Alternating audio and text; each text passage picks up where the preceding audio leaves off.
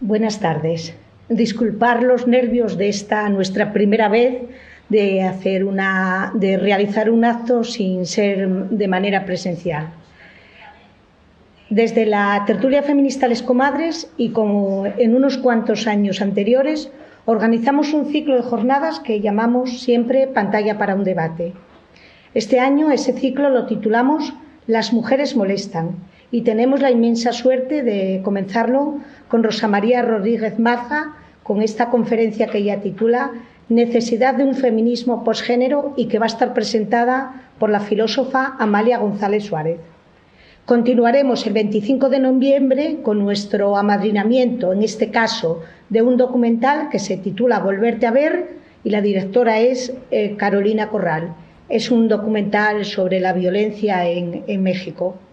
Y cerramos el 14 de diciembre con nuestra queridísima y admirada comadre de oro, Amelia Valcárcel, con la conferencia titulada Desafíos de la hora. Gracias a Rosa María, a Amalia por presentarla, a la Fundación Municipal de Cultura por dejarnos este lugar y a los servicios de políticas de igualdad por hacerlo posible. El chat para las preguntas se abrirá al final de la conferencia. Y os hago una recomendación. Ir a una librería, entrar, coger el libro de La mujer molesta de Rosa María, leer la contraportada. Y si leyendo esa contraportada no os apetece leer el libro, os lo tenéis que hacer mirar. Un beso muy fuerte y que nos salga todo bien. Buenas tardes. Bueno, en primer lugar, gracias a la tertulia feminista Les Comadres y al Servicio de Políticas de Igualdad del Ayuntamiento de Gijón por organizar este acto y también por haberme invitado a participar en él, que me da ocasión de oír de cerca a Rosa María Rodríguez Mazga y siempre está bien oír a las maestras.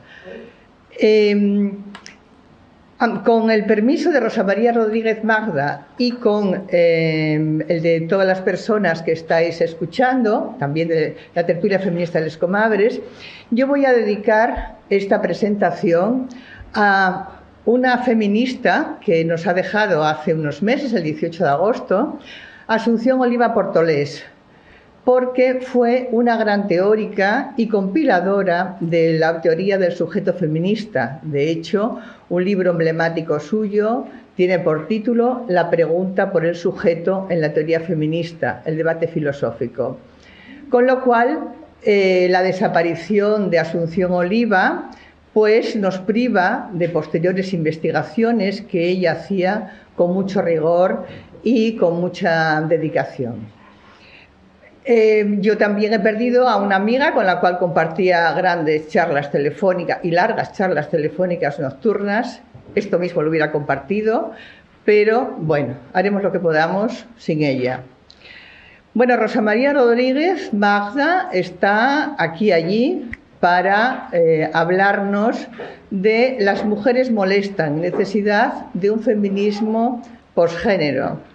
Digo aquí y allí porque, bueno, pandemia más transmodernidad, que es un término que acuñó Rosa María Rodríguez Mazga, es la madre del término, o por lo menos la madre del término, aunque ella dice que nadie es dueño de las palabras, la madre del término entendido como una época, el transcurrir de una época. Por otra parte, ella dice que la transmodernidad tiene como características la virtualidad, con lo cual pandemia, transmodernidad, virtualidad y Rosa María Rodríguez Mazga nos cuadra, como todo se cierra el círculo. Bueno, Rosa María Rodríguez Mazga está aquí o allí, como lo queramos ver, para hablarnos de la necesidad de un feminismo posgénero. Ese es el título de su conferencia. Es una filósofa, catedrática de filosofía de bachillerato, ahora sería de secundaria, pero como hace mucho tiempo que sacó la cátedra, pues se llamaba en aquellos entonces de bachillerato. Tiene una amplia bibliografía de diferentes tipos de géneros literarios, y entre ellos destaca el estudio filosófico del pensamiento contemporáneo y dentro del pensamiento contemporáneo el feminismo. Por otra parte, tiene una amplia actividad como gestora cultural y, por último, cosechadora de premios de todas estas actividades y esfuerzos que ella hizo, sobre todo premios recibidos a sus obras de ensayo. Yo solamente voy a citar algunas de las obras que nos competen al tema que aquí tratamos, citando de antiguas a más modernas. Citaré La sonrisa de Saturno, hacia una teoría transmoderna, Femenino fin de siglo, La seducción de la diferencia, Foucault y la genealogía de los sesos, La condición transmoderna, que como dije hace un momento, es obra suya o es producto de su pensamiento, Encuentro en el Café Flor con Simone de Beauvoir y De playas y espectros, ensayos sobre el pensamiento contemporáneo. Por este libro, no sé si me equivoco, Rosa María, te dieron el premio 2019 Celia Amorós, el premio Celia Amorós de ensayo de 2019 por De playas y espectros, ensayos sobre el pensamiento contemporáneo. También tiene otros anteriores como el Juan Gil Albert, el premio Crítica Valenciana, el premio Internacional Ensayo Jovellanos, que se falla aquí en Gijón. Y como gestora cultural, simplemente decir que fue presidenta de la Asociación Valenciana de Críticos Literarios, que fue directora cultural de la Fundación Valencia Tercer Milenio UNESCO, miembro del Consell Valencià de Cultura, directora del Aula de Pensamiento y de la revista Debats, y también directora de la Casa Museo Centro de Investigación Blasco Ibáñez. Bueno, para allá, esto, como digo, es una cuestión, es una presentación muy adelgazada de toda su producción y de todo su currículum. Por hacer un brevísimo currículum filosófico, yo diría que Rosa María Rodríguez es una filósofa como de aduana, podría decir, en el sentido de que ella siempre se sitúa en lugares fronterizos, conceptuales. Es decir, allí donde las cuestiones se vuelven más problemáticas y donde a veces hay trasvases o transposiciones de elementos conceptuales que pertenecen a unas categorías a elementos conceptuales que pertenecen a otras, y entonces hay una especie de resignificación, de encuentro, podríamos decir, entre conceptos de unos campos a conceptos de otros campos. Yo creo que, definiéndola, como decía María Zambrano, le gusta tomar la realidad por aquellos lugares donde tiembla la realidad, por aquellos lugares que no son fáciles de afrontar. Y por donde tiembla la realidad en la actualidad, en la teoría feminista, pues está temblando o tiene discusión sobre el problema del género y el problema del sujeto.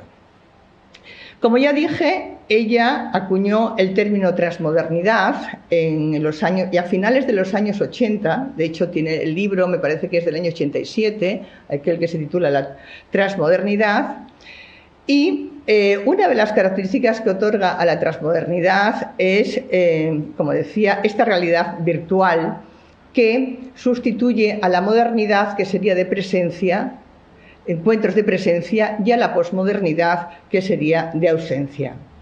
Bueno, lo que nos trae aquí de Rosa María, voy a ejemplificarlo o presentarlo con las últimas palabras de su último libro, La mujer molesta, del cual os habló Begoña hace un momento. Dice así: es necesario un nuevo feminismo posgénero que asuma la diversidad, que resuelva previamente el problema de la desigualdad estructural hombre-mujer, que ligue libertad al derecho y no al deseo, que desconfíe de la tecnología como panacea y de las reivindicaciones emancipadoras que coinciden con el capitalismo financiero, que salvaguarde como sujeto en nosotras, las mujeres. Fijaros que la cosa va solamente de que asuma la diversidad, que resuelva previamente el problema de la desigualdad estructural, que ligue libertad al derecho y no al deseo, que desconfíe de la tecnología como panacea y de las libertades de aquellas libertades que coinciden con los deseos del capitalismo financiero, que dice ella, finaliza, que salvaguarde como sujeto el nosotras las mujeres. Es decir, pequeña tarea tenemos por delante, pero bueno, para empezarla, oiremos ya tu charla sobre la necesidad de un feminismo posgénero. Muy buenas tardes, Rosa María, y adelante. Buenas tardes. Es para mí una gran satisfacción estar aquí con las comadres y muchas gracias, Amalia, por esa presentación. Yo también me quiero sumar al recuerdo de esa compañera entrañable y filósofa que fue Asunción. Y Rosa María precisamente Rodríguez cuando ella Maza, falleció, yo estaba releyendo su libro sobre el sujeto feminista y es una tarea amplia que ella asumió con una gran erudición. Bueno, el título del ciclo es Las mujeres molestan y claro, ese es el título también de mi libro, porque las mujeres hemos sido siempre molestas, pero tenemos que seguir molestando constantemente. Pero lo que me llamaba a mí la atención de este caso es que en la actualidad les molestamos a otros. Es que la misma noción de mujer, las mujeres, comienza a ser visto como una especie de resto del pasado, antiguo, incluso reaccionario. Y por lo tanto a mí me interesaba reivindicar esta figura de las mujeres, este sujeto de lucha y de emancipación que somos las mujeres. Vale. Si pensamos en esa reivindicación del sujeto, las mujeres, después llegaremos a por qué un feminismo posgénero.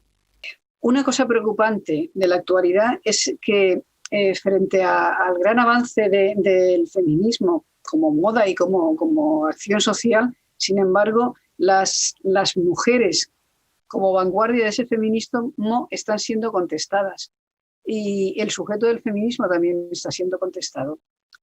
Esto era lo que me llevó a replantearme un poco cuál era la situación actual en la mujer molesta. ¿Por qué molestamos las mujeres precisamente ahora que parece que estamos llegando a consolidar una presencia pública importante? Y molestamos por diversos motivos. Y a mí me gustaría que volviéramos a pensar un poco algunos conceptos muy, muy básicos de lo que ha sido la teoría feminista en los últimos tiempos, para ver cómo la cosa se nos ha ido de las manos. Se decía que de alguna forma la propia teoría feminista ha generado unos desarrollos teóricos que al final se han vuelto contra ella en muchos sentidos. Cuando hemos hablado de identidad, yo quería recordar cómo la identidad que durante siglos y siglos se asentaba en el alma, en la conciencia, ha llegado a partir de Freud. Esa verdad de quién soy yo necesita hacer una referencia al sexo, a la sexualidad. No solamente eso, sino que dentro de nuestra propia sexualidad estará nuestra verdad.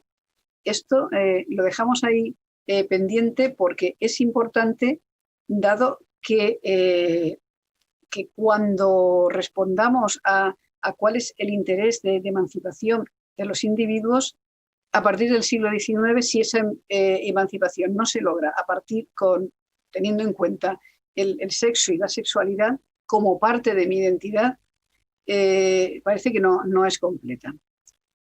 Me gustaría también que repasáramos un poco cuál ha sido la gestación de otro concepto que parece que se nos ha ido de las manos, que es la noción de género. Cuando Margaret Mead en el 1935 hablaba de sexo y temperamento, ya estaba hablando de lo que después se denominaría género. Cuando Simone de Beauvoir en 1949 en el segundo sexo dice la famosísima frase de no, la mujer no se nace mujer, se llega a serlo, está hablando de ese proceso cultural. Pero a partir de que, sobre todo John Money, en el ámbito de la sexología médica, por así decirlo, de la psiquiatría, acuña el término en 1955, el término de gender, y después desarrollado por Robert Stoller, el feminismo, de mano de mujeres como, sobre todo, Kate Millett, en Sexual Politics, van a tomar ese concepto de género y vamos a tener una posibilidad de centrar muy bien lo que son las influencias culturales que condicionan la feminidad por un lado y la masculinidad, y por otro lo que es el sexo, que queda cada vez más reducido a algo meramente anatómico o físico. Y este detalle va a ser también importante, porque hasta ese momento, y sobre todo en la tradición continental, sexo era algo mucho más amplio. Cuando se hablaba de sexo, se incluía la sexualidad, la cultura, la anatomía, etc. Nosotros hablábamos de roles sexuales. Dejamos de hablar de roles sexuales para hablar de género. Y la noción de género se hizo tan grande que bueno, salió de lo que fueran los departamentos universitarios y se convirtió, sobre todo a partir de la conferencia de Pekín del 95, en una normativa administrativa, por así, que debía impregnar las políticas de todos los estados. Pero dentro de ese proceso del género, si nos fijamos, ha habido una evolución muy, muy curiosa, y es que en principio las mujeres parecía que estábamos atadas a esa naturaleza, a esa biología como destino.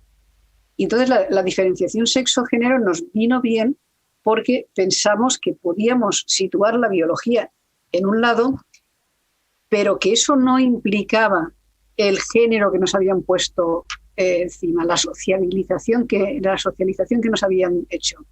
Por lo tanto, ¿cuál ha sido desde el comienzo el reto y el fin del feminismo en cuanto hemos distinguido sexo de género? El quitarnos de encima ese género.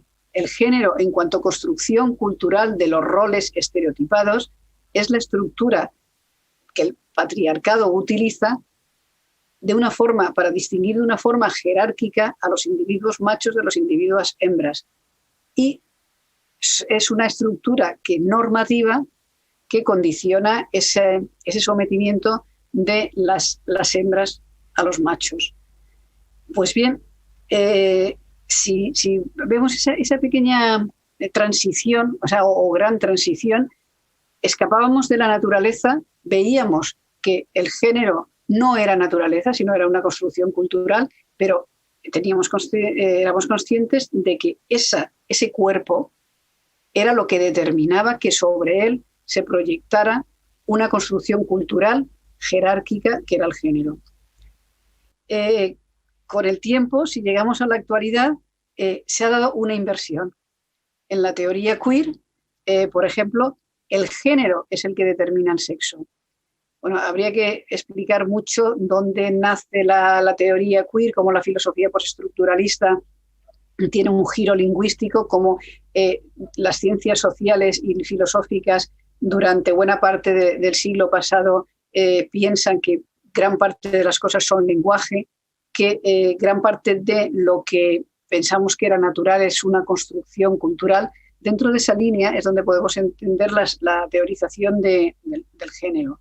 Pues bien, la inversión que se da y de la cual somos deudoras actualmente es que en la actualidad se piensa que el género determina el sexo.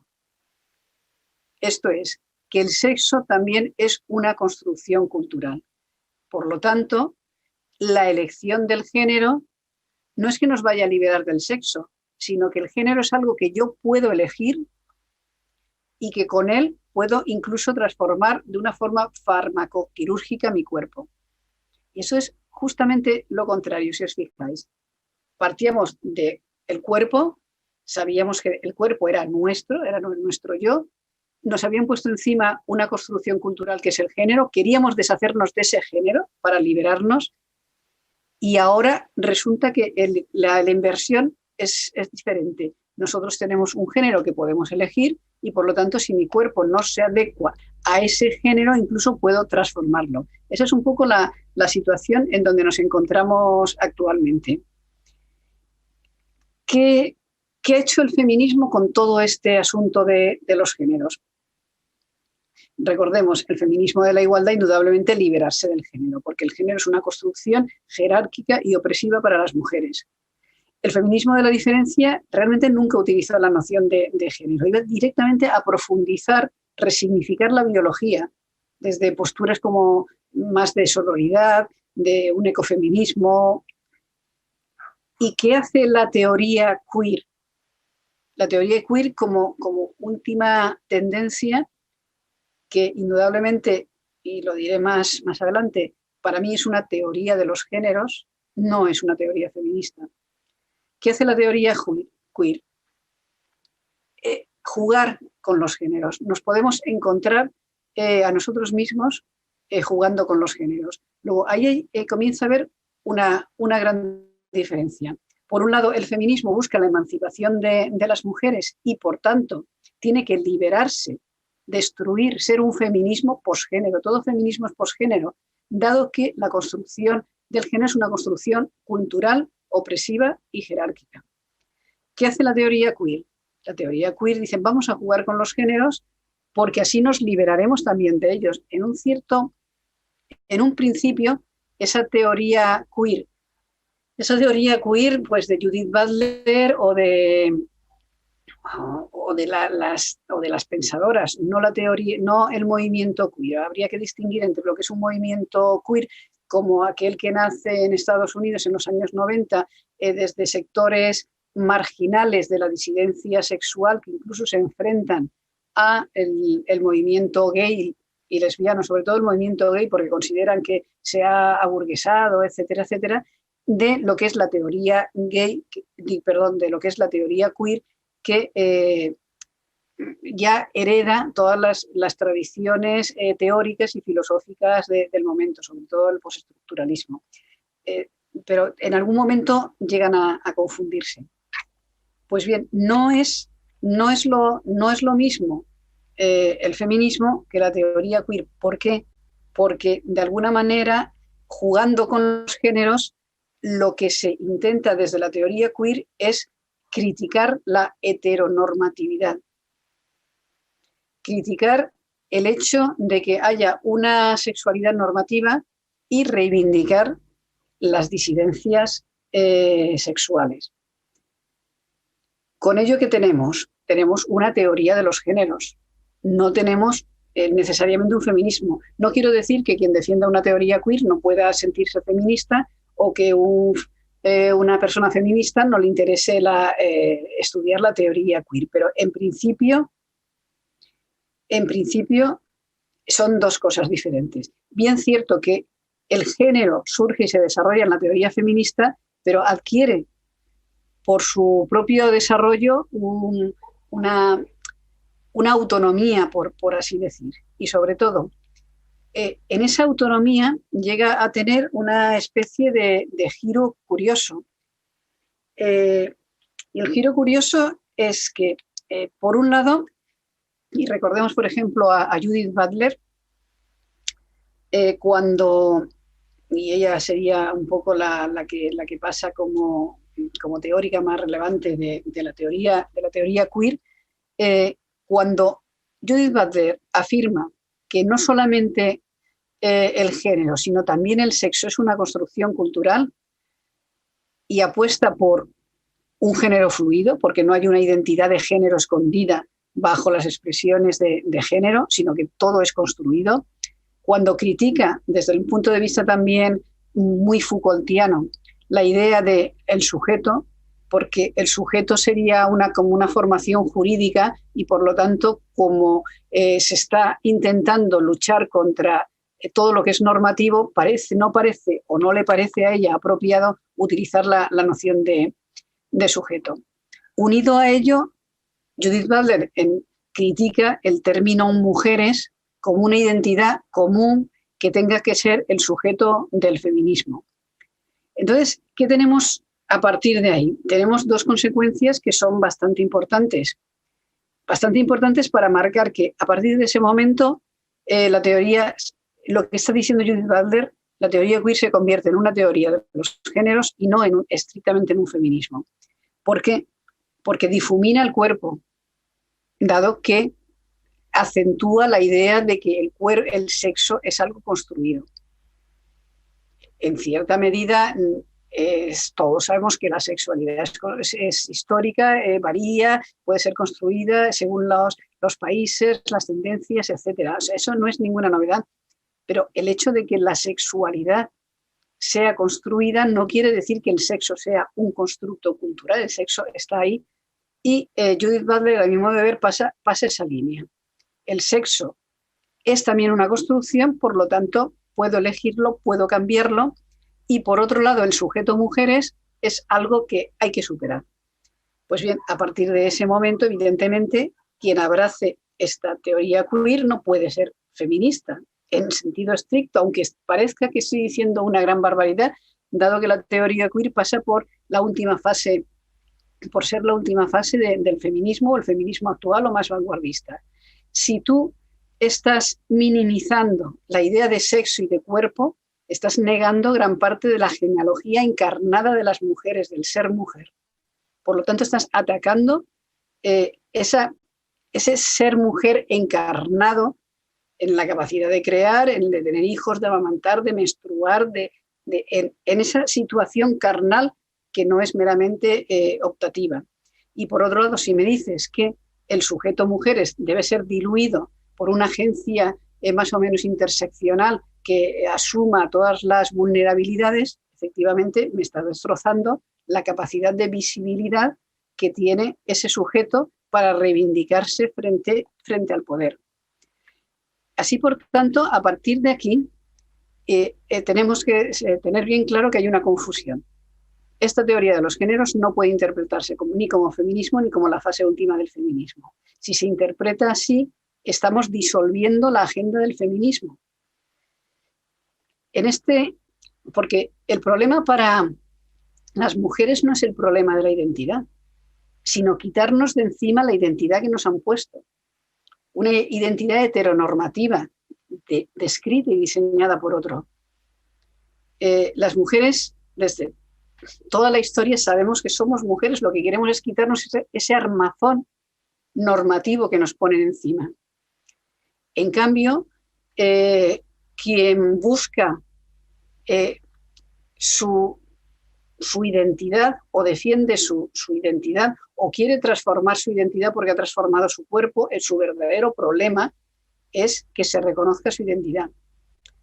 ¿Por qué digo esto? Por ejemplo, cuando se habla de transfeminismo, no me da tiempo a profundizar, pero el transfeminismo nace precisamente desde una serie de personas que son hombres, hacen su transición al ser mujeres, tienen una cierta sensibilidad feminista. Entonces, el transfeminismo nace como el feminismo de personas trans. ¿Y cuál es el problema del feminismo de personas trans? ¿O cuál es el problema de las personas trans? Que indudablemente quieren saber cuál es su identidad y que sea reconocida esa identidad. Me parece muy legítimo, pero ese no es el problema de las mujeres. Las mujeres lo que queremos es quitarnos de encima esa identidad que nos han puesto. Por lo tanto, si unimos que las corrientes actuales del feminismo heredan parte de la teoría queer que anula el sujeto, que dice que el sexo es un constructo cultural, que por otro lado, en cuanto movimiento queer, es un movimiento de disidencias sexuales que luchan no solamente contra el modelo normativo heteropatriarcal o el heteronormativo, sino que incluso luchan contra el aburguesamiento de ciertas formas de homosexualidad. Vemos que el problema principal que se tiene ahí es el de la lucha frente a la norma.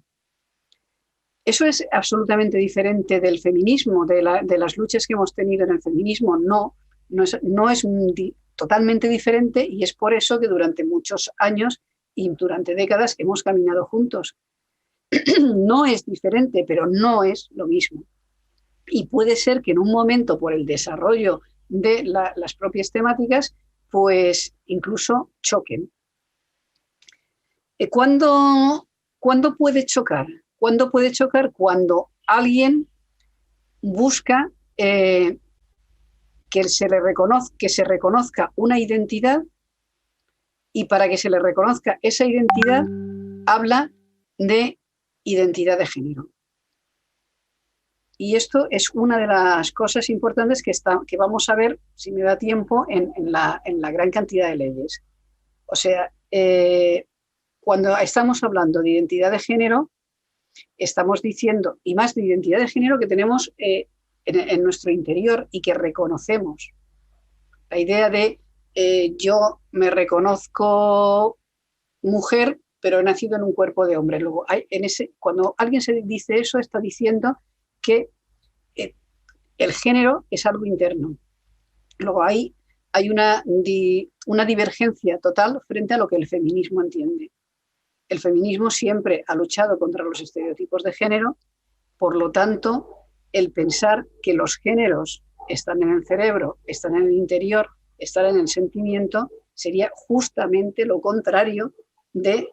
O sea, yo no quito legitimidad a cualquier movimiento que quiera reivindicar cualquier cosa, pero habrá casos en donde podamos confluir y habrá casos en donde no se pueda confluir. Si hay un grupo que defiende los vientres de alquiler y para eso implica el comercializar con los vientres de las mujeres, pues evidentemente eso no es feminismo.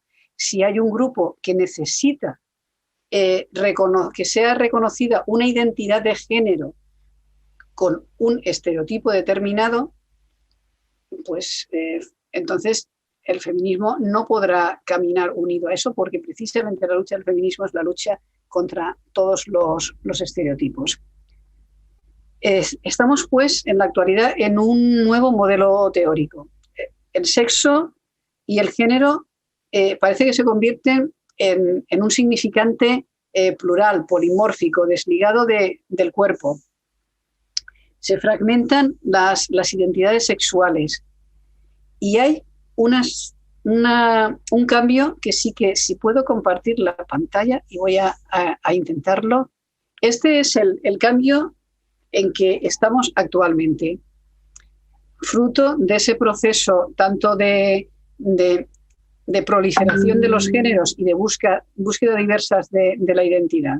Hasta hace bien poco estábamos hablando de diferencia sexual. Diferencia sexual y entendíamos hombre-mujer.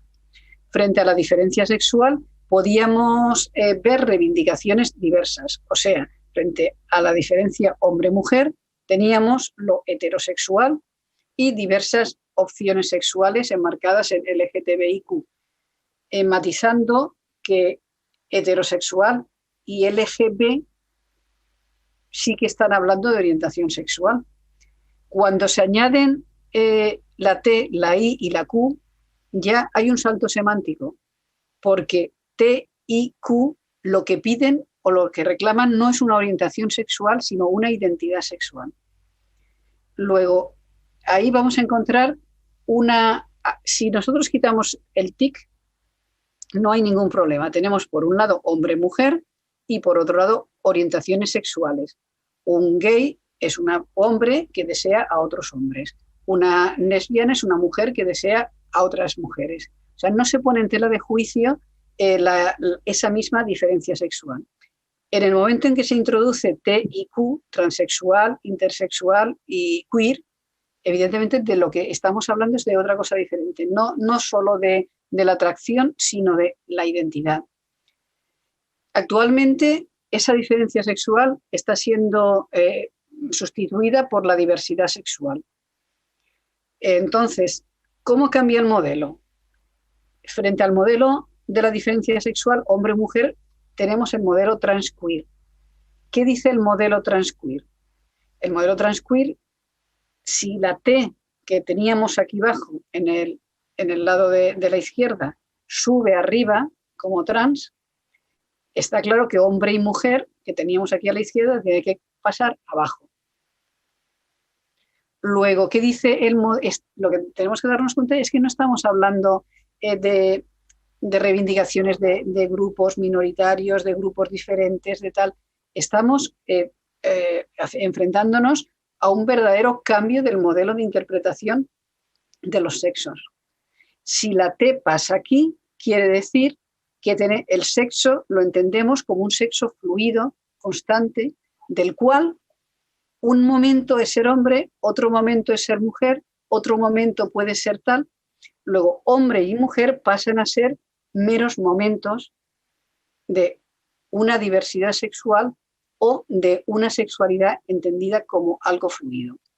Y es desde aquí que se puede decir, por lo tanto, es desde aquí que se puede decir que hemos cambiado totalmente la percepción. Es desde aquí que se puede decir, por ejemplo, que la mujer ya no es un sujeto, sino un momento dentro de la diversidad. Pero claro, esto tiene una perversidad tremenda, porque entonces las mujeres nos convertimos en una más de las diversidades. Y tenemos que compartir nuestras reivindicaciones con las diversas diversidades cuando hay una trampa tremenda. O sea, las mujeres no somos una más de las diversidades.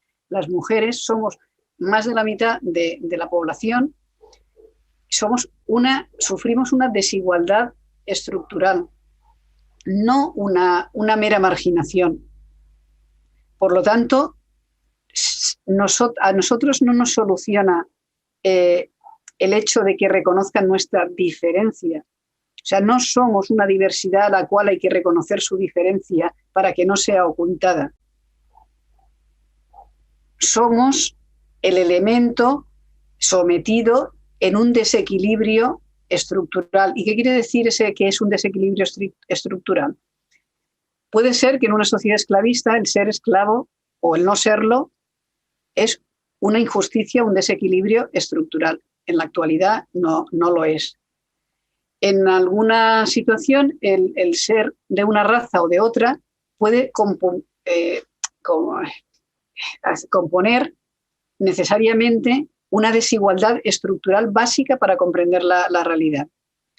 Bien, el ser gay no es una desigualdad estructural, porque en la sociedad no está montada sobre la diferencia entre quien es heterosexual y quien es homosexual. Eso no quiere decir que no exista como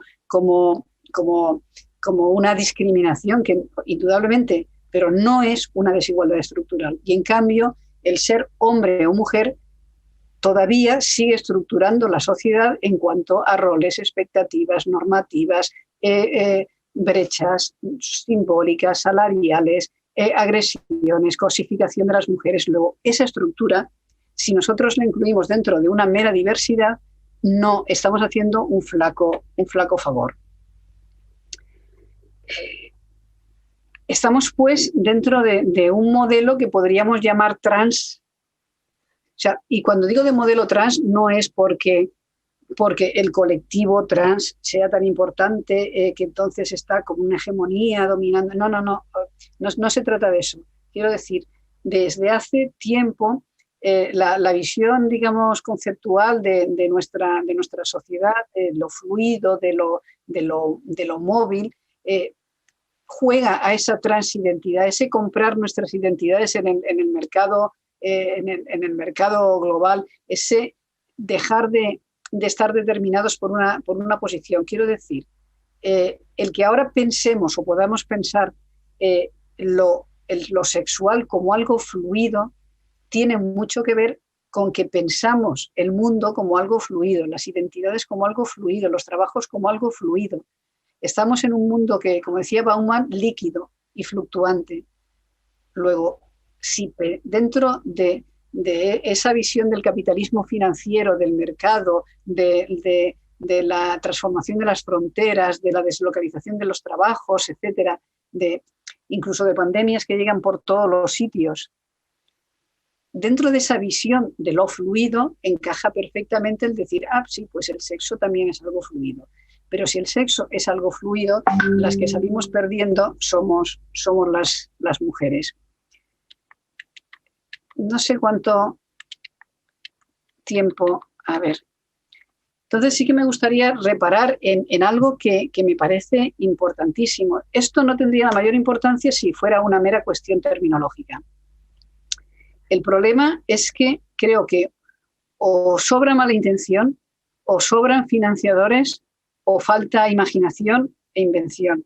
Pero la gran cantidad de leyes de igualdad y de identidad de género que se están emitiendo actualmente y están en vigor en todo el mundo, aceptan de alguna manera esa cosmovisión cuando la ciencia no ha dicho nada al respecto. O sea, cambiar de golpe y pensar que el sexo es algo fluido, que es algo elegible, que es algo transformable a voluntad, pues puede estar muy en consonancia con un mercado, digamos, neoliberal, narcisista, con un interés de las empresas farmacéuticas. Pero bueno, ¿qué dice la ciencia? Excepto algunos biólogos, pensadores, científicos, muy pocos que han dado sustento a esta visión, normalmente la idea general es que el sexo puede ser gonadal, el sexo puede ser cromosómico, puede ser fenotípico, anatómico, etcétera, etcétera.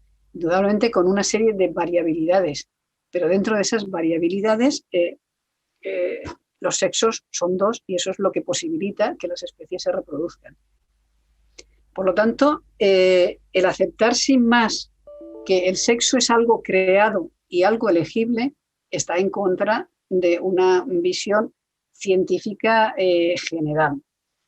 Entonces, ¿qué nos pasa con las leyes de igualdad y de identidad de género?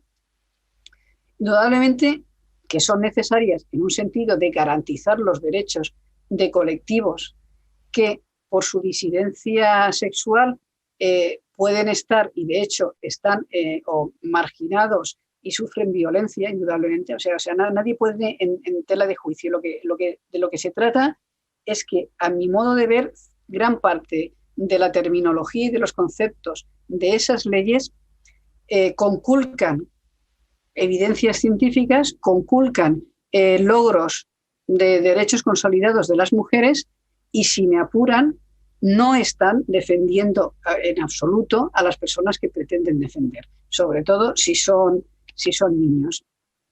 Casi todas las leyes de igualdad e identidad de género, y estamos hablando en todo el mundo, que se han ido promulgando en los últimos 10 años, suelen confundir sexo y género y suelen tender a una progresiva minimización del sexo. Se parte normalmente de los principios de Yogyakarta, que fue un grupo que se reunió en 2006 y que dio pues una serie de orientaciones para la legislación de los diversos países. En dicho documento, y leo, se asume la definición de identidad de género como la vivencia interna e individual del género tal como cada persona la siente profundamente, la cual podría corresponder o no con el sexo asignado al momento del nacimiento, incluyendo la vivencia personal del cuerpo, que podría involucrar la modificación de la apariencia o la función corporal a través de medios médicos, quirúrgicos o de otra índole, siempre que la misma sea libremente acogida, y otras expresiones de género, incluyendo la vestimenta, el modelo de hablar, los modales, etc. Pues bien, aquí es donde vemos una principal ruptura con lo que ha venido defendiendo siempre el feminismo. Se asume la definición de identidad de género como la vivencia interna individual del género, tal y como cada persona la siente profundamente, y no con el sexo asignado. Bueno, aquí habría una principal: el sexo no se asigna, al nacer se reconoce. Lo que se asigna es el género. Tú ves unos genitales y entonces desde el primer momento, incluso con la ecografía, estás ya presuponiendo un género y estás teniendo unas expectativas frente a ese sexo reconocido. Si nosotros decimos que la identidad de género es algo que tenemos internamente, lo que estamos diciendo primero es que caemos en un solipsismo sexual. Eso no es comprobable. Y por otro lado, el género, según ha ido desarrollando el feminismo, el género es la construcción cultural de la feminidad y la masculinidad, que además era jerárquica y sexista, por ejemplo. Por lo tanto, si tú defiendes en las leyes pones este concepto, estás de partida legitimando el sexismo y legitimando el hecho de que los estereotipos sexuales no solamente son internos, sino que uno tiene derecho a no solo expresarlos, sino a legitimarlos y a cambiar su sexo de acuerdo a ese género. Esto es volver a tener la idea de que hay cerebros rosas y cerebros azules. Si realmente el género está inscrito hasta tal punto en los seres humanos que después se aplica la idea de que hay personas que nacen en cuerpos equivocados, el género deja de ser un constructo sexual para ser el alma. Si era un constructo sexual, y ese es el descubrimiento del feminismo frente al naturalismo de siglos anteriores, si era un constructo sexual lo podíamos cambiar. Si es algo que está naturalizado en el cerebro hasta tal punto que hay veces que se equivoca la biología y tenemos un cerebro de mujer en un cuerpo de hombre y viceversa, entonces ya no podemos cambiar nada. O sea, esa estructura jerárquica, discriminadora, desigual y sexista está dentro de nosotros mismos. No sé cuánto tiempo llevaría.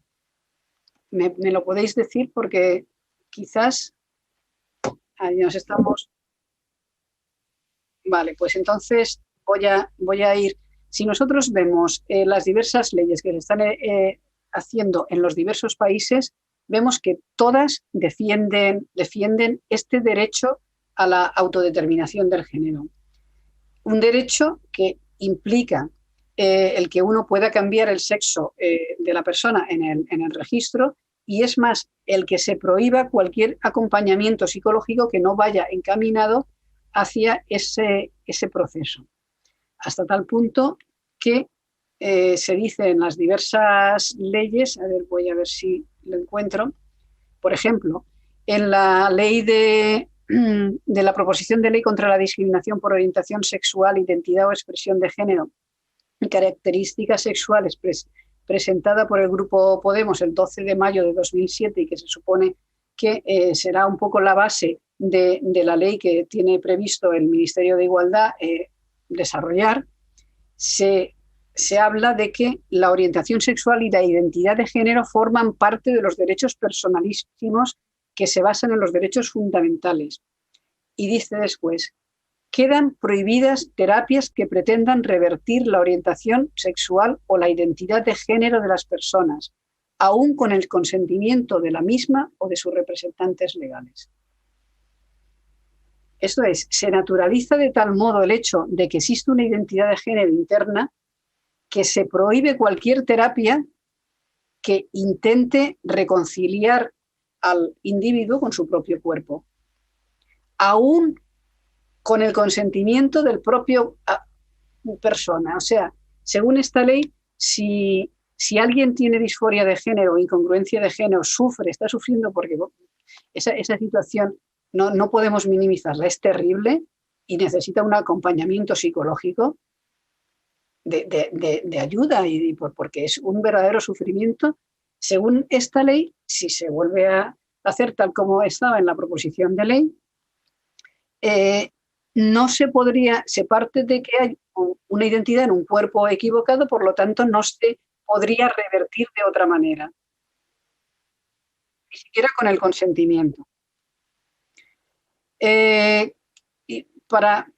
No llego a tiempo, pero bueno, acabamos. ¿Cuál es el proceso internacionalmente que se está siguiendo? Lo digo porque es importante que todos seamos conscientes de cómo estas leyes conculcarían de alguna manera logros del movimiento feminista y logros de las mujeres. El desarrollo de estas leyes, por ejemplo, llega a que actualmente en Argentina se está discutiendo una ley contra la eliminación de la categoría de sexo en documentos y protección de la diversidad corporal. De forma que la noción de sexo, ese sexo que había empezado siendo un constructo cultural y algo elegible, después había pasado a ser algo que podría ser transformable quirúrgicamente para adecuarse al sexo real, que es la identidad sentida, En Argentina, por ejemplo, lo que se está discutiendo ya es decir, quitemos la categoría de sexo de cualquier documento.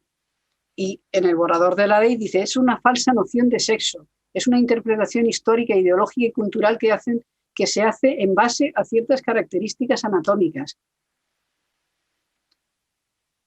9. Vale, pues acabo ya. Con lo cual, ese sería un poco el proceso. Si eliminamos el sexo de cualquier documento, eso implica que los datos desagregados por sexo serían imposibles y cualquier estudio de las diferencias entre hombres y mujeres, de las brechas entre ellos o de la violencia que sufren las mujeres sería imposible. Pues bueno, así están en Argentina. Yo lo que me gustaría proponer, puesto que nosotros tenemos en puertas una modificación de las leyes a nivel estatal que acepta la identidad de género, que acepta todo lo que estoy comentando. Y quiero además de decir que me parece importantísimo que allí en el Principado de Asturias hayáis frenado todo esto. Estuve el Día de la Mujer hablando con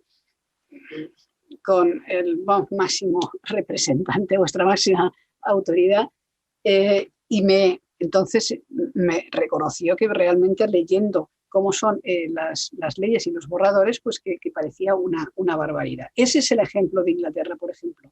Ese es el ejemplo que yo creo que deberíamos seguir.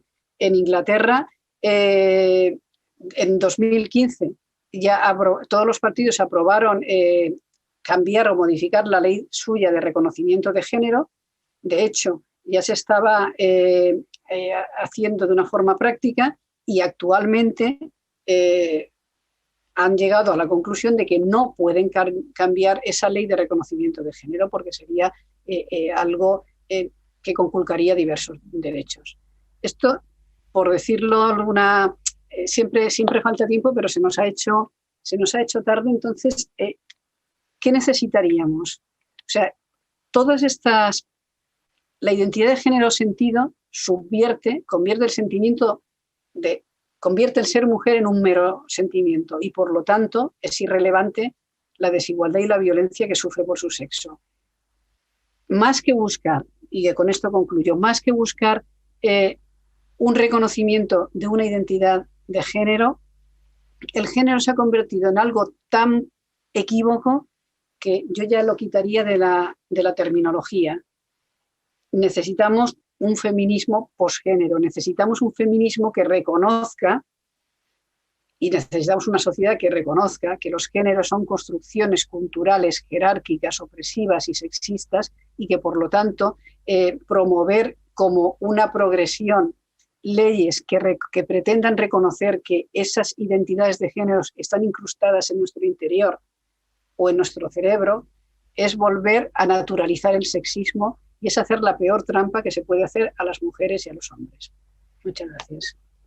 Y yo creo que ahora podemos dar paso a preguntas que creo que se van poniendo en el chat.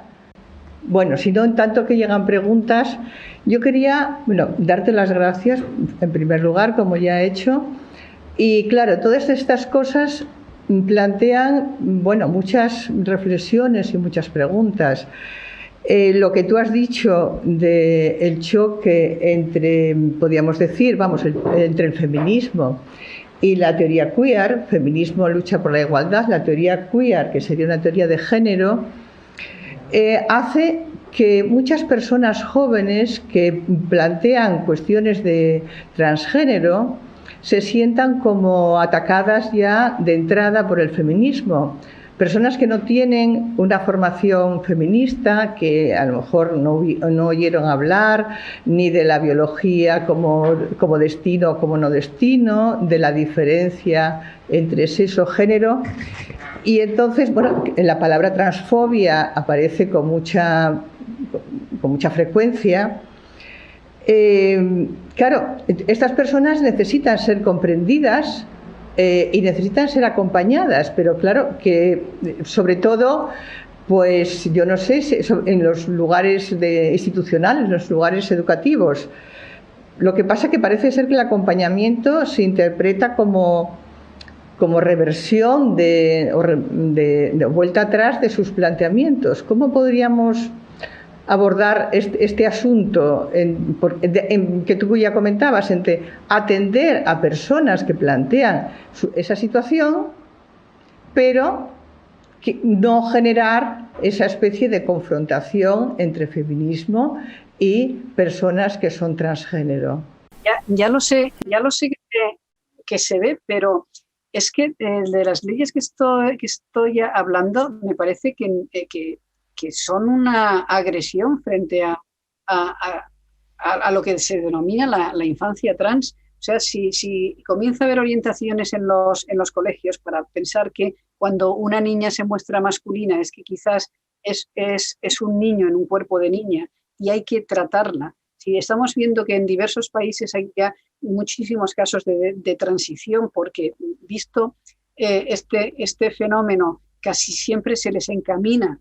O sea, el problema, a mi modo de ver, es que se ha cambiado la estructura mental de cómo se piensan los sexos y cómo se piensa como algo fluido y después esencializado.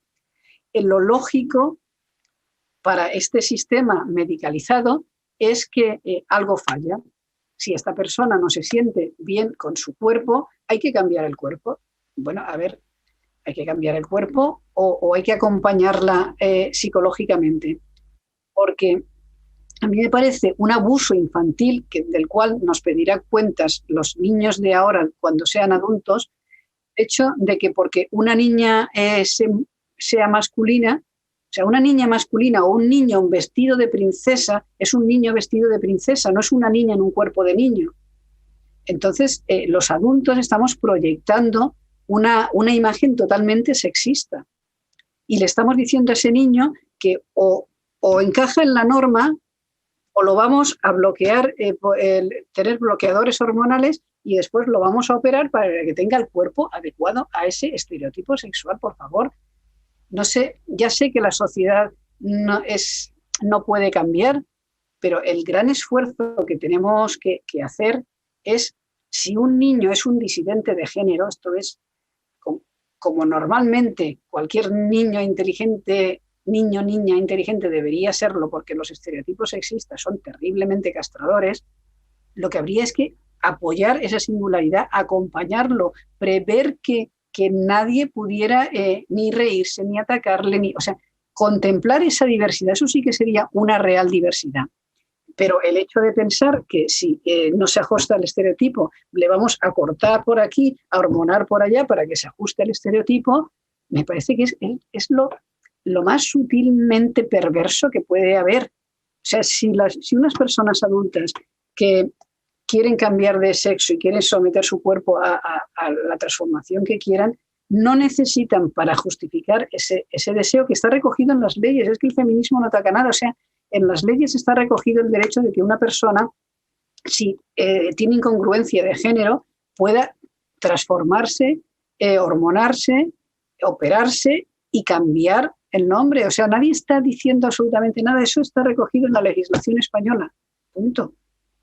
El problema es, por lo tanto, no veo dónde se ve el problema, pero sí que me parece importantísimo que tenemos que tener esta conciencia con respecto a los niños y que no podemos, si se estaba apoyando una fluidez de los sexos, si desde la teoría queer se dice que los estereotipos son, o sea, las normas sexuales hay que superarlas y que vamos hacia lo no binario, porque ese empeño en convertir en hombres y en mujeres estereotipadas.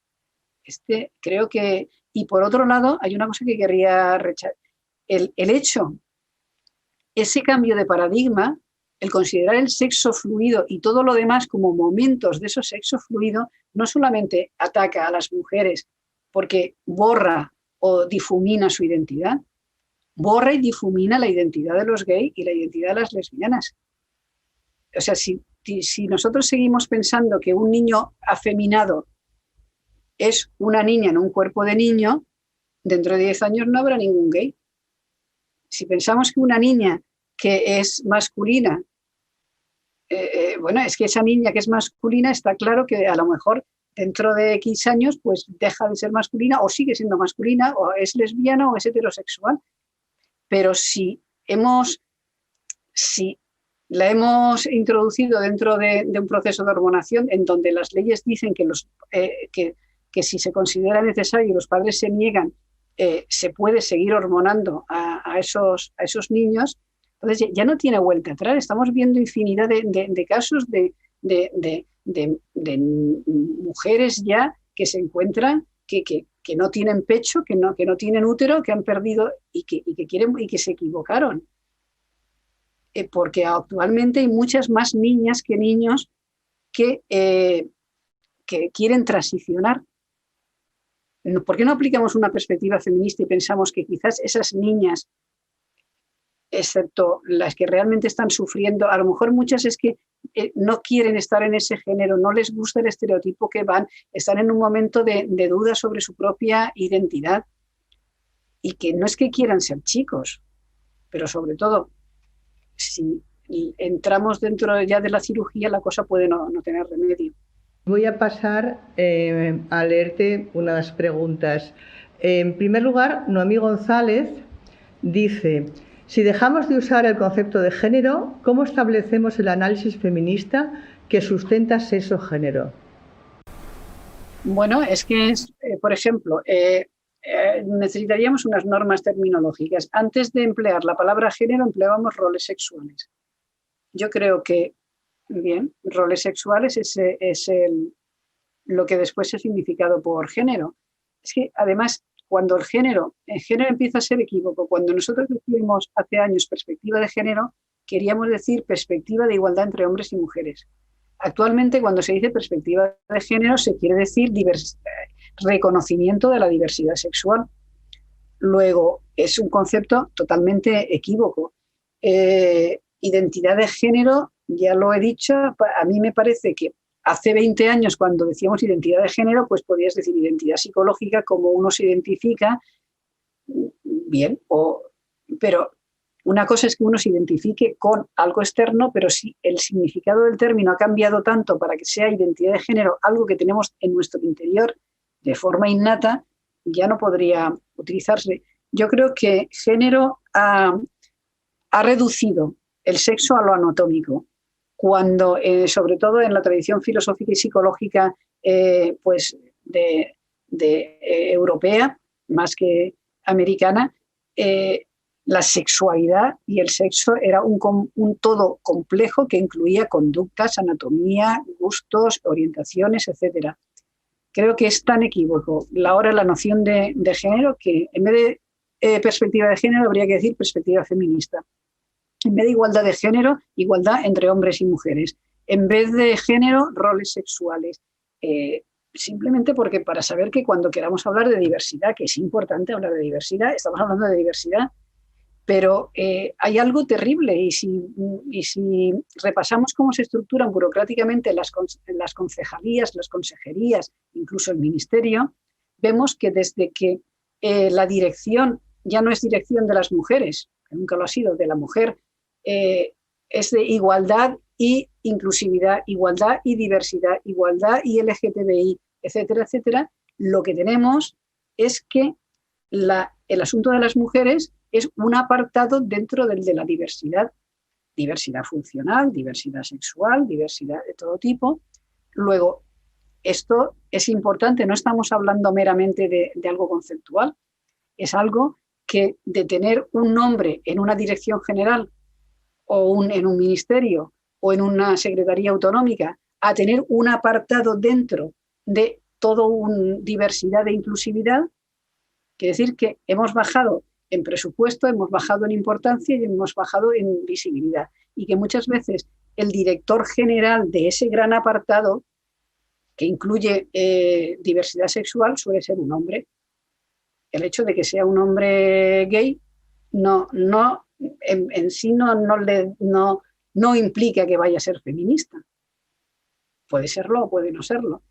O sea que no es una cuestión solo de terminología. Yo creo que podemos seguir hablando de todo y minimizando la noción de género, que se ha convertido en algo que tiene un bicho dentro y trampa. Bueno, voy a formularte la pregunta de Reis, que dice: ¿puede ser que el éxito de las teorías de género tenga que ver con esa naturalización de los roles sexuales tan decimonónica que parecen imponer, y eso le convenga al patriarcado? Es que el éxito es muy, muy diverso. O sea, primero, el resultado de todo lo que fue contracultural primero, después antisistema, después de diversidad. O sea, nosotros no podemos decir la teoría queer es neoliberal. A ver, en principio la teoría queer y la disidencia sexual emerge de la izquierda, emerge de planteamientos que luchan contra una cosmovisión, digamos, conservadora. Ahora bien, el desarrollo de eso es que como el simple gusto o el simple deseo no es suficiente motivo para decir, oiga, yo me quiero operar o me quiero cambiar, porque sería frivolizarlo, entonces dentro incluso de las mismas leyes y dentro del propio movimiento se acaban naturalizando. O sea, yo necesito dar una razón importante de por qué quiero pasar de hombre a mujer o de mujer a hombre. Y esa razón importante acaba naturalizándolo. Entonces, lo que en principio era posgénero, incluso de fluidificación de los géneros, al final acaba siendo una reafirmación de uno de los géneros. Incluso si nos fijamos, gran parte de las personas que durante un tiempo son no binarias acaban asumiendo un rol de hombre o mujer estereotípico. Exacto. Entonces, en ese momento resulta que le viene muy bien a la visión conservadora porque no hemos cambiado nada. Sigue habiendo hombrecitos y mujercitas. Y los que no encajan, pues encima le dan dinero a la industria farmaco-quirúrgica porque se convierten en seres medicalizados para toda la vida. Luego, es maravilloso. Frente a una visión convencional no cambia nada. Aquí están los estereotipos de hombre y mujer, se mantienen. Al que se desajusta resulta que nos resulta muy rentable económicamente y por otro lado tienes el atractivo también de que al centrarse sobre el deseo, sobre el narcisismo, sobre la opción individual, resulta muy atractivo a una determinada edad. Uno se siente antisistema, se siente que está rompiendo moldes simplemente por hacer caso a su deseo y por hacer caso al desarrollo de una sexualidad que considera. Luego, eso es muy atractivo, sobre todo a una determinada edad. Luego, entonces lo tenemos todo. Si a eso unimos las grandes fortunas que están dando subvenciones para potenciar un movimiento que obedece a una franja de la población tan pequeña y a la que se utiliza muchas veces, pues yo creo que ya tenemos un poco bastante los dos. Y si encima con todo eso conseguimos desarticular el movimiento feminista y decir que son unas viejas, unas antiguas que están reivindicando un sujeto femenino que además son unas transfobas, pues ya lo tienes todo perfecto. Lo que tú decías antes, de que la cosa se nos está yendo, se nos ha ido de las manos, yo creo que se nos fue, a ver cómo lo ves tú, por dos eslogans, que en definitiva un eslogan intenta como condensar en 4 palabras una idea, dos eslogans del feminismo. Uno, lo que no se nombra no existe, es un eslogan. Y otro, la biología no es el destino. Entonces yo creo que se pasó de lo que no se nombra no existe con nombrar basta, o solo se nombra lo que existe. Es decir, nombrar es necesario, pero lo convertimos en necesario y suficiente. Vamos, lo nombramos y lo tenemos. Y lo segundo, y esto tendría que ver también, ya enlazando con la cuestión de la salud, etcétera, que la Organización Mundial de la Salud define salud no como la ausencia de enfermedad, sino como, bueno, no me acuerdo de memoria, pero algo así como bienestar físico y psicológico de la persona, no solamente ausencia.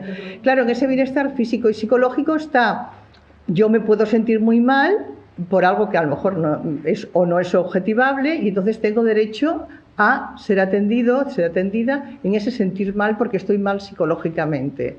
Y estoy mal psicológicamente por un deseo, a ver quién me niega o me afirma eso, en cuanto que no es objetivable.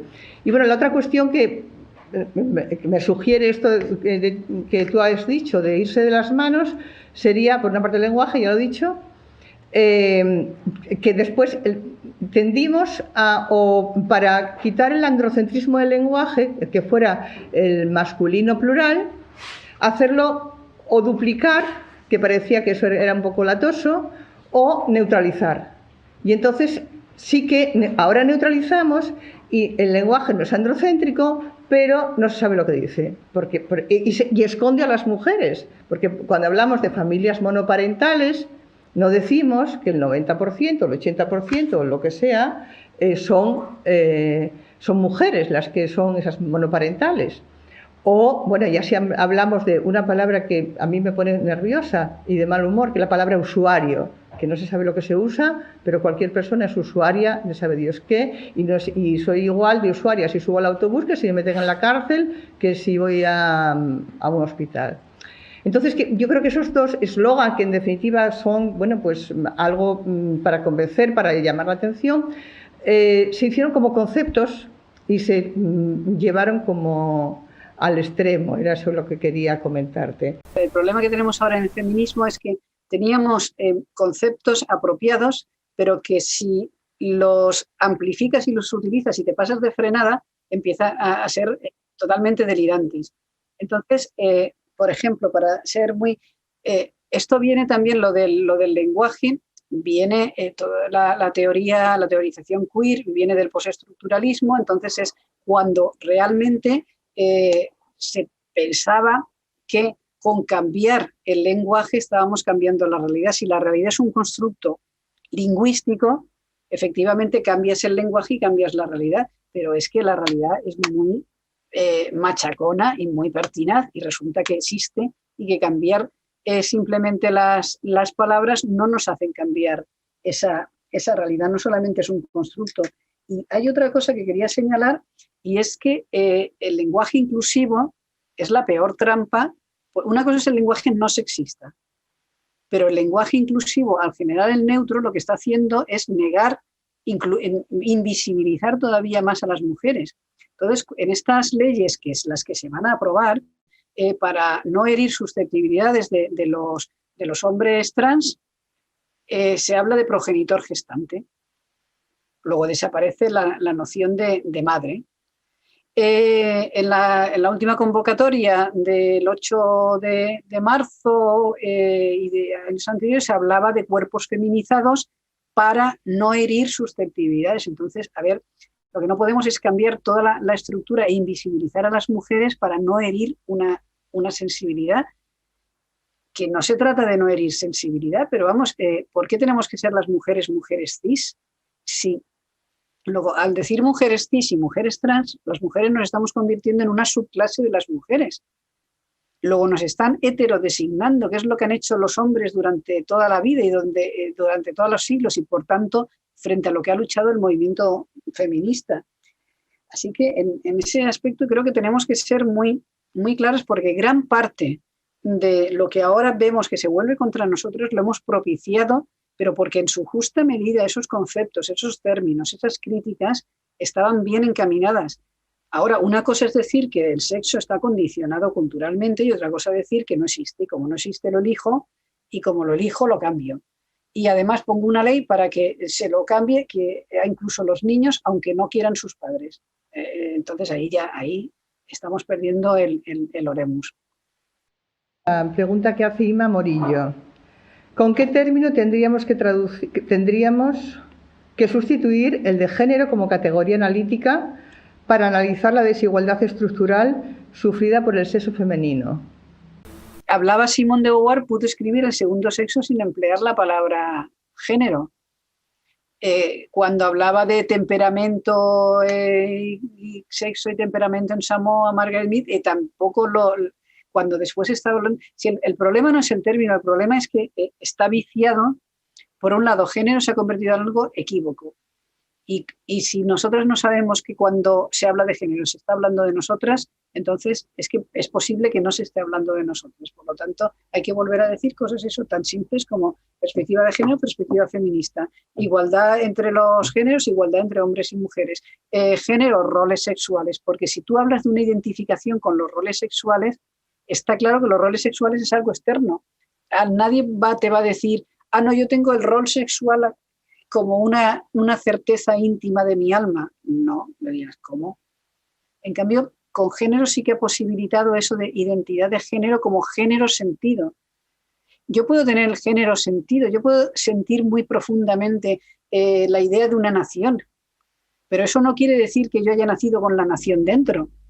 Entonces, yo creo que se trata de devolverle al sexo toda el plurisignificado que tenía y que ha tenido en toda nuestra tradición. O sea, pensemos en Freud, pensemos en todo lo que se ha desarrollado en la filosofía, la sociología y la antropología continental antes de que llegara al término gender. Ya estábamos hablando de eso. Dice que me encuentro con mucha dificultad para que las feministas de mi alrededor entiendan que el sexo no se puede cambiar, para que las personas de mi alrededor entiendan que el sexo no se puede cambiar y que ser mujer no es un sentimiento, dice. Pues sí, porque está un poco en lo que se está transmitiendo en montones de medios de comunicación, en montones de universidades, de tendencias, pero a ver, ser mujer es un sentimiento. Entonces, quiero decir, cuando se están abortando por miles fetos femeninos, es por el sentimiento que van a tener esos fetos cuando sean mujeres. Cuando se está violando a las mujeres es por el sentimiento femenino. O sea, negar esa corporalidad del ser mujer es lo peor que nos puede pasar, porque precisamente las mujeres hemos sido traficadas, violadas, utilizadas como elemento reproductor. Seguimos siendo vientres de alquiler dentro de los mercados. Entonces, ¿cómo que es un sentimiento? O sea, somos cuerpo, y cuerpo vivido, y cuerpo encarnado, y eso forma parte. O sea, no nos hagan caer en la trampa de decir, ¿y qué es ser una mujer? Eso lo sabrán quien dice que yo me siento una mujer y por eso quiero ser una mujer. O sea, nosotras no es que nos sintamos, es que somos mujeres física, anatómica, psicológica, socializadamente, y en medio de todo eso hay montones de rupturas, de separaciones con respecto a ese rol que se nos impone, pero desentrañarnos, decir que eso es decir que toda esa vivencia encarnada del ser mujer es irrelevante. O sea, hay algo más cabreante que decirnos que somos irrelevantes. Nosotros no somos cuerpos feminizados. No es un mero deseo. Y eso de que los deseos se conviertan en derecho es lo que hace el capitalismo financiero y las leyes del mercado. Y ahí es donde una tendencia que surge como crítica al sistema, como crítica a la normatividad, se convierte en aliado del neoliberalismo. Efectivamente, ahí, no por origen, no como cuando se dice, es que lo queer, como es posmoderno y eso es neoliberal. No, ha sido bastante más complejo, y la teoría feminista ha puesto muchos elementos posibilitando no el que se llegara a esto, sino que el desarrollo de ciertos conceptos propios se han vuelto en contra, porque todo tiene que tener su justa medida, vamos, como decía Aristóteles. Bueno, y la pregunta de Inma Morillo, que dice, ¿cómo conceptualizamos, por ejemplo, la violencia de género? Entre hombres y mujeres. Es que la violencia de género ya está pasando. Violencia de género es cualquier violencia que se hace en función del género. Entonces, cuando, por ejemplo, se dice un hombre que se identifica como mujer, en determinada legislación tiene doble discriminación. Tiene la discriminación por ser mujer, puesto que en este momento ya es mujer, y tiene la discriminación por no ser mujer de nacimiento. Con lo cual, esto transformado en diversas legislaciones que ya están vigentes, haría que una madre soltera que ha sufrido violencia de género a lo mejor tuviera menos puntos a la hora de una ayuda de un hombre trans, o sea, de una mujer trans. Esto es que ha sido golpeada o ha sufrido violencia. O sea, es un poco absurdo pensar que ahí está la doble discriminación, siendo que esa persona normalmente ha sido socializado como hombre, ha vivido como hombre, ha gozado de esos privilegios de ser hombre y encima, pongamos el caso de una pareja en donde el marido después se convierte en mujer, o sea, tendría esa doble, o sea, por ser mujer y además por no ser mujer. Mientras que las mujeres entonces nos convertimos de seres discriminados en seres privilegiados dado que hemos nacido. Entonces es muy perverso. Es muy perverso. Por un lado se niega el cuerpo de las mujeres, se niega la genealogía de las mujeres, se niega la palabra de las mujeres, se niega a la mujer como sujeto del feminismo. Y encima resulta que se nos convierte en privilegiadas y tenemos que asumir la discriminación de que encima no ha nacido mujer. Es muy perverso. Muchísimas gracias, Rosa María. Quedarían muchísimas cosas por comentar. Y yo, como quería, ya dije al principio y tú te sumaste, con lo cual asumes, la última cita que voy a leer, que pertenece al último libro publicado por Asum y que viene a cuento y a tema de lo que estamos hablando, del libro de Asum, Miradas feministas, del poscolonialismo a la globalización. Dice ella: estoy convencida de que el concepto de género ha de servirnos para replantear críticamente la reconstrucción del sujeto, que nos parece imprescindible para el feminismo filosófico, desde la perspectiva de la filosofía moral, aunque podamos aceptar la posibilidad de que una vez agotado el potencial analítico, su capacidad de herramienta hermenéutica, la noción de género, pueda llegar a desaparecer. Quería darte las gracias por todo lo que nos has enseñado esta tarde y lo mucho que nos das para pensar, porque sobre todo no solamente lo que hemos aprendido, sino las preguntas con las cuales nos vamos. Y bueno, aquí dar por finalizado el acto. Nada, muchísimas gracias y reconocer que Asum tenía una visión profética en este sentido, porque analizando las cosas se puede ver que hay conceptos que nos sirven en determinado momento y que quizás después debemos apartar. Ese es nuestro reto y bueno, en foros como este de la tertulia de comadres es uno de los lugares más adecuados para seguir pensando y seguir reflexionando. Amalia. Yo quiero presentar este libro para que se vea la portada, que es un libro que se lee... Pues súbelo más. A ver, ¿lo veis? ¿Lo veis ahora? ¿Lo veis ahora? ¿Se ve? Bueno, pues este libro se lee de una manera muy agradable porque tiene, y muy fácil, porque no es fácil, pero tiene una virtud que, como dice Rosa, eso tenemos, Rosa María, quienes pisamos aula tenemos esa manía, que es muy didáctico, es decir, hace una genealogía de todos estos conceptos, de a dónde fueron que no deberían ir o dónde los cogieron por dónde no se deberían coger. Bueno, yo recomiendo este libro para pensar y para ilustrarse sobre estos temas. Muchas gracias entonces por este rato y nada, a seguir pensando que los asuntos son bastante problemáticos. Muy bien, muchas gracias. Nos vemos.